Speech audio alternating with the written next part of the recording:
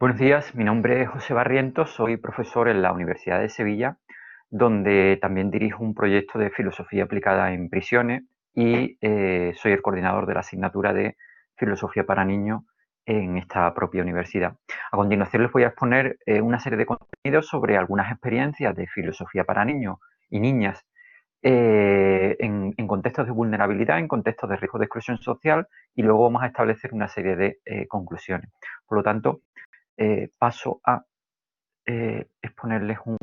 breve PowerPoint sobre los contenidos.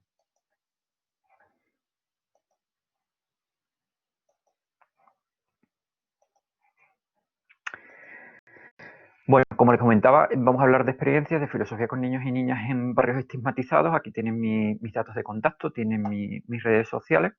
Y dentro de estos contextos, lo que vamos a ver es fundamentalmente intentar hacer un breve diagnóstico sobre exclusión social y la taxonomía que podemos hablar. Simplemente será un resumen que pueden ver más ampliado en el texto que se publicará y que bueno, ya está redactado. Hablaremos de algunas experiencias de filosofía con niños desde barrios marginados, comunidades indígenas, con menores infractores, con menores víctimas de abuso infantil, y luego nos detendremos básicamente en algunas conclusiones y síntesis sobre las propuestas que la filosofía para niños y con niños desde esta experiencia responden a las situaciones de vulnerabilidad y algunos retos que no aparecen en estas experiencias. En primer lugar, me gustaría hablar de lo que Axel Honneth, el penúltimo director de la Escuela de Frankfurt, menciona como exclusión social. Para él son estrategias que se desarrollan dentro de instituciones de instrucción pública, escuelas, universidades, dentro de los medios de comunicación, dentro de la industria cultural, es decir, dentro de los más medios, que sobre todo lo que van a generar es la incapacidad dentro de los excluidos para demandar sus propios derechos, para ser conscientes también de cómo están siendo vulnerados algunos de sus propios derechos y por lo tanto ni siquiera en algunas ocasiones se dan cuenta de las situaciones de injusticia que llegan a vivir. Juan Carlos Lagos, siguiendo esta tesitura, establece que hay tres tipos diferentes de excluidos. Por una parte tendríamos los rechazados, que son las personas que debido a su situación, su conducta o su modo de vivir no son aceptados por la sociedad normalizada, y que incluiría tanto a prostitutas, dice Lagos, como a enfermos de VIH, a homosexuales y desempleados. Por otra parte tendríamos a los arrinconados, que son los sujetos apartados por problemas personales o por modificaciones de su conducta, es decir, que no son como las de los normalizados, y ahí él incluye a reclusos, enfermos mentales, a sujetos con diversidad funcional, y por último tenemos o establece él a los sobrantes, que son aquellos que no se ajustan a los cánones de una sociedad capitalista, de un tema más económico es aquí el criterio. Y por lo tanto aquí podríamos ubicar a los parados, a los jóvenes sin estudio, a los improductivos, a los jubilados, a los inmigrantes ilegales sin trabajo y a otros que estén en esta misma situación. Como pueden suponer, pues dentro de cada uno de estos grupos pues tenemos niños y niñas, y dentro de estos niños y niñas, Lago ha descubierto pues que hay una serie de deficiencias, como pueden ver aquí. Por una parte, deficiencias en las capacidades prelingüísticas, es decir, los niños y niñas no son capaces de relacionar las causas con los efectos, fundamentalmente porque en algunas ocasiones tienen padres alcohólicos o tienen padres drogadictos, en donde cuando ellos van a sus casas y tienen una buena noticia, en muchas ocasiones no es recibida con alegría, sino todo lo contrario, porque a lo mejor el padre ha recibido una paliza o la madre ha sido abusada, y por lo tanto pues hay una deficiencia precisamente en estas capacidades lingüísticas y en las capacidades para generalizar emocionalmente, porque no siempre pues establecen una relación entre la causa y el efecto, bien sea a nivel emocional u otro, ¿no? En otras ocasiones ellos, los niños, no hacen nada positivo dentro de su casa y sin embargo son muy bien aceptados o muy bien respondidos. Los padres responden muy bien porque se sienten mal precisamente por el mal comportamiento injusto que tuvieron en otras situaciones. No solo hay estas limitaciones, sino que también los niños tienen ausencia de referentes, ni los padres, ni los hermanos, ni dentro de los barrios donde viven, pues hay esos referentes, digamos, de virtud con los cuales pues, puedan confrontarse y a veces puedan ir. También hay una decisión del entorno. Muchos de los niños no son capaces de salir del círculo en el cual los introduce el entorno y piensan que su situación es natural y que jamás saldrán de ella. Y por otra parte, en consonancia con lo dicho anterior, tienen graves dificultades para interpretar las emociones y para iniciar relaciones afectivas, precisamente por esta falta de relación o correlación que hay entre lo que ellos hacen dentro de su casa y lo que luego realmente pues, se desarrolla. Entre las experiencias que podríamos citar, Juan Carlos Lago, un profesor de la Universidad de Alcalá de Henares que ha trabajado con niños en riesgo de exclusión en España, México y Colombia, mantiene que dentro de sus sesiones desarrolla filosofía para niños fundamentalmente con la metodología leishmaniana. Esta metodología pues incentivaría por una parte la conciencia crítica y la reflexión, por otra parte incentivaría el diálogo, un diálogo que evitaría la exclusión de los niños al ser un diálogo crítico y al ser un diálogo que crea comunidades dentro de las propias sesiones, pero no se restringe a eso, sino que además Lago introduce metodologías basadas en el diálogo solidario de Richard Rorty, la redescripción de contenido que salir precisamente de la cárcel mental en la cual ellos están metidos, es decir, dentro de la ideología del sistema. Introduce dimensiones comunicativas desde la perspectiva de Habermas y, por supuesto, también desde una perspectiva mucho más personalista, pues intenta fomentar dentro de las sesiones de filosofía para niños la escucha profunda y atenta y empática entre las propias personas que asisten a estas comunidades. En el caso de María Elena Madrid, ella ha trabajado en Oaxaca, uno de los estados más castigados de México, precisamente porque han tenido una identidad cultural muy fuerte que ha hecho que se enfrenten pues, contra los conquistadores, no solo en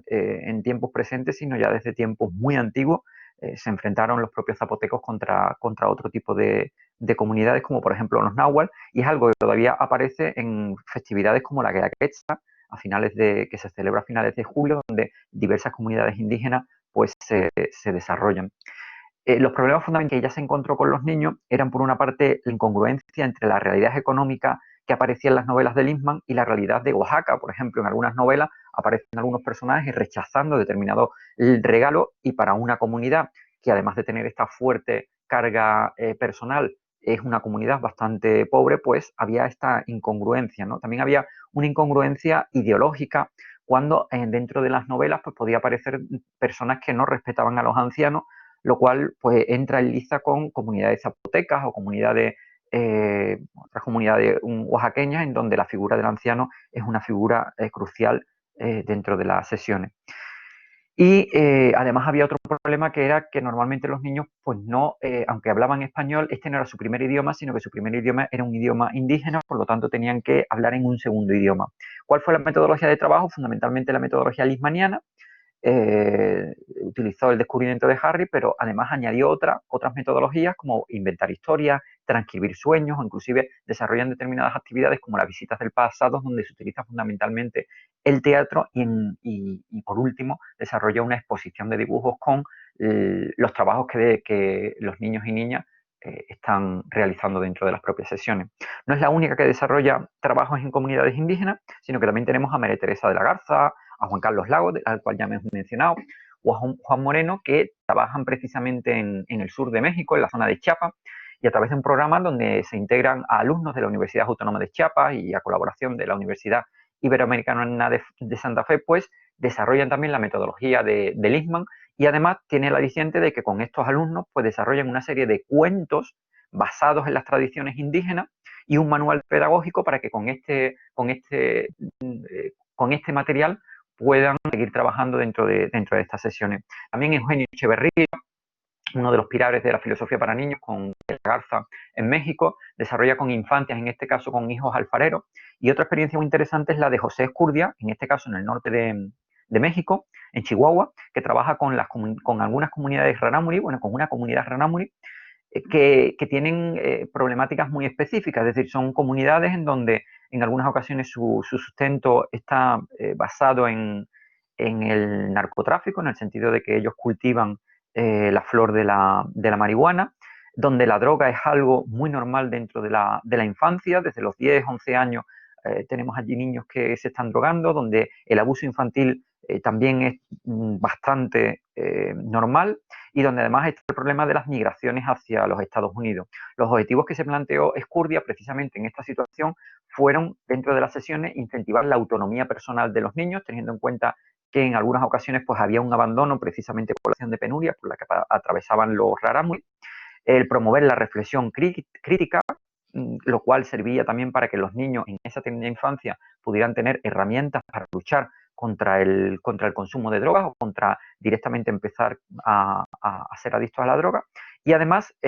intentaban formar el tejido social, puesto que la economía de subsistencia en la que vivían los rarámuri provocaba divisiones, y por último intentaba también fomentar el empoderamiento y el desarrollo de identidades personales que no siempre pues, aparecían dentro de estas comunidades. Otra experiencia también en el norte de México, en este caso en el Centro de Desarrollo Integral de la Familia de la ciudad de Durango.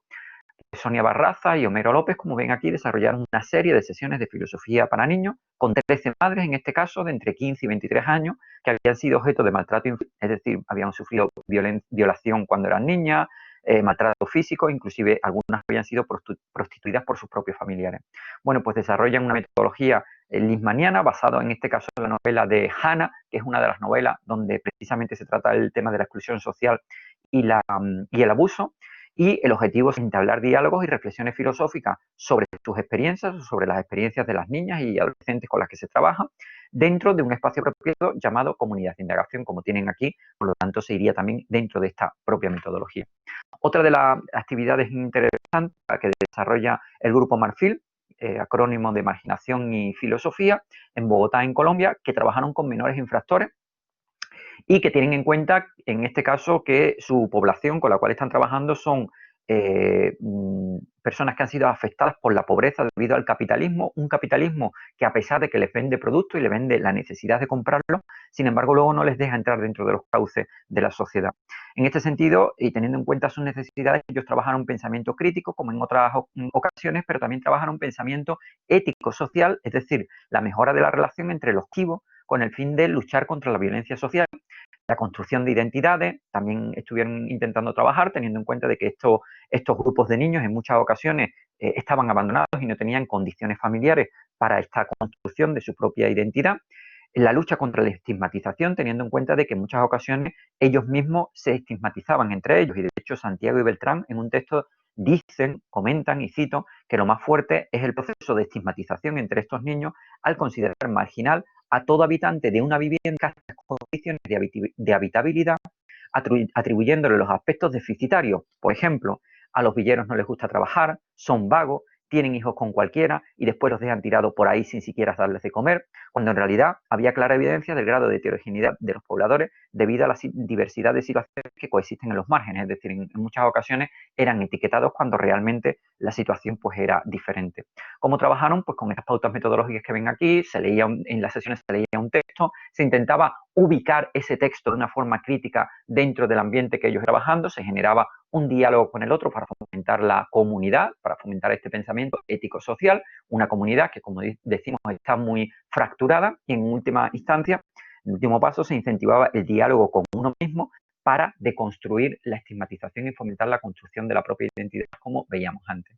Otra de las actividades fue desarrollada por Estela Vinti en 2 escuelas, como tienen aquí, la Escuela de Educación Agropecuaria 1 de Esteban Echeverría en Buenos Aires, la segunda, la Escuela Municipal 27 de Manuel de Sala Serna, y las situaciones eran muy depauperadas. De hecho, como cuenta Corinte, en la primera de las escuelas pues había mucho viento en invierno y en verano, se padecían ráfagas de calor al no disponer ni siquiera las aulas nuevas de cristales en las ventanas, con lo cual la lluvia caía dentro y se llenaba directamente de agua. Y en la segunda cuenta Corinti que había niños sin había su cuidado cuando los padres salían a trabajar, pequeños que salían de sus casas sin desayunar, que aparecían despeinados, que aparecían con zapatos rotos, inclusive que hermanos de 9 años terminaban pues teniendo que cuidar a sus hermanos porque inclusive había mucha violencia intrafamiliar dentro de las propias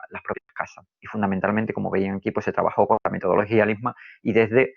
los textos de Hannah, que decíamos antes, y Simón, que es un texto también que trabaja el tema de abuso y es propio de Argentina, ¿no? Los dos problemas fundamentales que vimos fue la violencia y la estigmatización y la necesidad de adaptar estos materiales a la situación en las que veíamos. Como ven aquí, la última experiencia es la que nosotros mismos desarrollamos en la Universidad de Sevilla, el proyecto Diógenes Infantil. Había tenido una experiencia anterior que está desarrollada en este libro que ven aquí a la derecha, Filosofía para niños y capacitación democrática freiriana, narrada por la profesora Sara Mariscal. El objetivo del proyecto Diógenes es, por una parte, poner en contacto al estudiantado universitario con la realidad que se está viviendo, provocar un cambio en los niños y niñas y analizar el rendimiento, precisamente, de los niños gracias a estos talleres. Aquí ven un poco el grupo inicial. Lo que nosotros detectamos fue, como ven aquí, la violencia familiar, asaltos nocturnos que había dentro de las casas y, por lo tanto, pues los niños estaban viendo no solo violencia intrafamiliar, sino violencia de la sociedad hacia la propia familia, la estigmatización propia, precisamente, no solo contra ellos, sino entre ellos, la discriminación entre los compañeros porque no todos se respetaban entre sí, dificultad para crear precisamente en este sentido una comunidad y una escucha, el egocentrismo, en donde ellos se interesaban única y exclusivamente por ellos mismos, precisamente por la situación de supervivencia en la cual se tienen que desarrollar, la necesidad de conocer la cultura de los colectivos diana, niños que algunos días tenían muchas ganas de hablar, resultaba que la semana siguiente de pronto dejaban de hablar y eran porque habían vivido situaciones muy duras dentro de su propia familia, como el caso de, pues no lo sé, el asesinato de alguno de sus padres o la violencia contra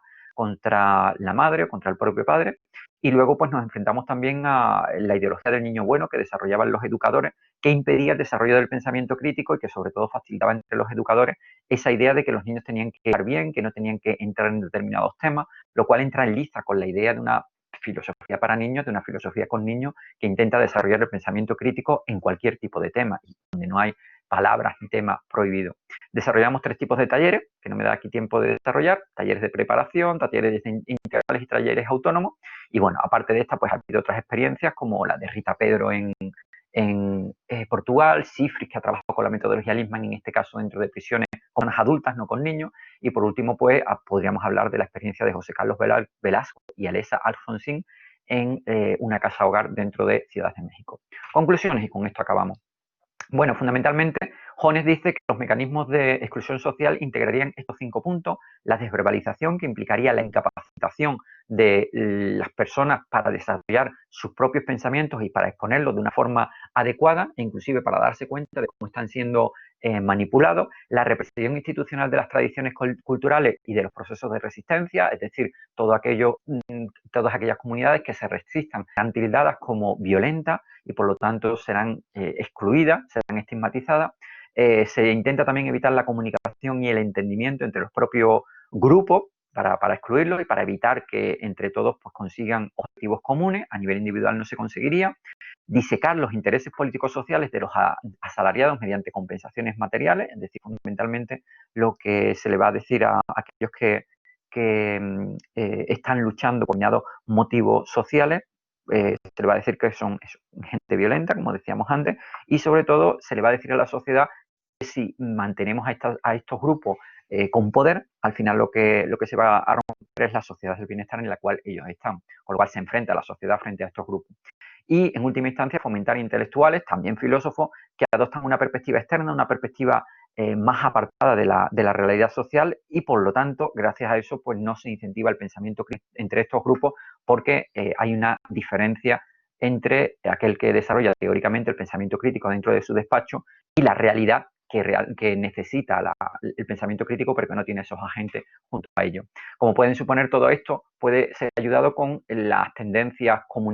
comunitarias de la filosofía para niños, porque, como hemos visto, la filosofía con niños ayudaría al empoderamiento de los niños, quebraría la estigmatización, incentivaría la conciencia crítica sobre lo que está pasando en la sociedad para que estos niños y niñas no se vean manipulados, también la autocrítica, es decir, evitando esa situación en donde el niño piense que él no es responsable de nada. Claro, el gran problema de que él piense que no es responsable es que tampoco va a poder poner medios para cambiarlo. Estos abordajes sirven también para una clarificación de los resortes ocultos y manifiestos que hay dentro de las propias sociedades y de los cuales no se dan cuenta. La generación de una educación mediada por el cariño, por medio del pensamiento cuidadoso, es lo que ayudaría también la filosofía con niños y, por lo tanto, esto ayuda también al desarrollo del niño, de las niñas, y dotar de estructuras que faciliten una identidad crítica dentro del niño. ¿Se pueden mejorar? Pues sí, cosas que no hemos visto dentro de estos talleres que no pretendían ser exhaustivos, porque evidentemente hay otras personas que están desarrollando talleres de filosofía con niños vulnerables, pero determinados elementos que podríamos mejorar. Primero, ampliar los modelos de racionalidad, no restringirnos a una racionalidad meramente argumental, sino utilizar también racionalidades ya no poéticas, simbólicas, ya no solo poéticas y simbólicas, sino también las racionalidades de las propias comunidades indígenas. Hasta qué punto una racionalidad nosótrica basada en el mundo total no sería interesante introducirla también dentro de las sesiones. Segundo punto, la localización. ¿Por qué hacer solo sesiones dentro de las escuelas? ¿No sería interesante llevar también las sesiones a las casas de los propios niños, a la plaza donde los niños se encuentran? Hay que ir a buscar a los niños y niñas. En tercer punto, la integración de toda la comunidad, no solo hacer sesiones con los niños, sino también con las familias, con los maestros, con los representantes sociales. En cuarto lugar, fomentar una auténtica filosofía con niños, donde el facilitador se disponga a la base real y que este aprendizaje no solo sea anecdótico, sino que se dé en cada una de las propias sesiones. Y en último lugar, trabajar en las lenguas nativas, inclusive, en un momento dado, en el lenguaje de signos y en contextos, por supuesto, de diversidad funcional, por ejemplo, con niños que sean ciegos y que, sin embargo, tienen una gran capacidad de escucha. Bueno, desde aquí, pues lo que hemos intentado hacer es este breve diagnóstico, algunas experiencias de filosofía para y con niños, y luego, pues, algunas conclusiones en relación a lo que se ha conseguido ya en filosofía para niños y algunos retos que nos podríamos plantear. Aquí tienen algunas referencias de lo que hemos trabajado. Supongo que podrán tener también disponible este PowerPoint y simplemente déjenme acabar con una frase que decía un niño en una de las sesiones de Jordi Nomin, uno de los especialistas en filosofía para niños, donde cuando él le preguntó, le pidió que dibujase el silencio, dibujó, como ven aquí, un pájaro, y Jordi Nomin le preguntó, bueno, ¿y qué tiene que ver eso con el silencio? Y él decía, el silencio es lo que queda, el silencio es lo que queda cuando el pájaro sale volando. Bueno, pues hagamos caso a este niño y dejemos que sea el silencio el que a partir de ahí guíe lo que ustedes podrán ver. Muchísimas gracias y aquí nos quedamos.